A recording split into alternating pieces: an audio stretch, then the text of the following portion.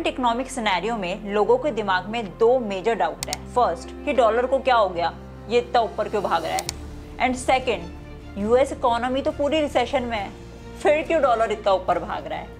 First is, जब भी कोई इकोनॉमिक अनसर्टेनिटी होती है या जियोपॉलिटिकल रिस्क होती है अराउंड द ग्लोब, जैसे वॉर का सिनेरियो है या कोई मैक्रो इकोनॉमिक फैक्टर्स हैं जो कि ओवर द ग्लोब सारी इकोनॉमीज को अफेक्ट कर रहे हैं, एट दैट टाइम डॉलर की वैल्यू इंक्रीज हो जाती है, बिकॉज डॉलर को एज अ करेंसी एक सेफ हेवन माना जाता है अराउंड द ग्लोब। क्यों? क्योंकि डॉलर सबसे ज़्यादा ट्रेडेड करेंसी में से एक है, तो सारा पैसा डॉलर में पार्क हो जाता है, इसलिए डॉलर की डिमांड भी बढ़ जाती है और डॉलर का प्राइस बढ़ जाता है। सेकेंड इज, फेडरल रिजर्व या यूएस फेड कंटिन्यूसली अपनी इंटरेस्ट रेट हाइक करे जा रहा है, बढ़ाई जा रहा है as compare to its peer banks like European central bank या बैंक ऑफ जापान।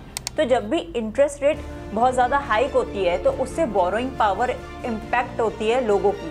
तो जितने भी इन्वेस्टर्स हैं, अगर बैंक से बोरोइंग उनको एक्सपेंसिव पड़ेगी तो डेफिनेटली वो आगे इन्वेस्टमेंट्स अपने रोक देंगे, और जितने भी बिजनेसमैन हैं उनको भी क्रेडिट लेना महंगा हो जाएगा।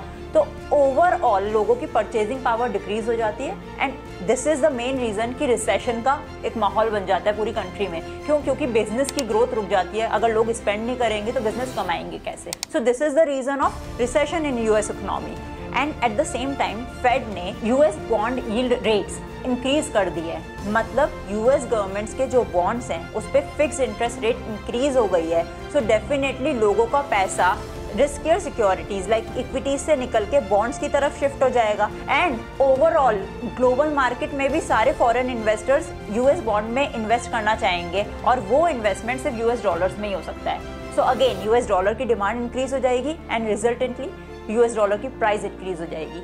So these were the basic reasons कि यूएस में रिसेशन क्यों है, एंड सेकेंड यूएस डॉलर क्यों इतनी स्पीड से ऊपर भाग रहा है।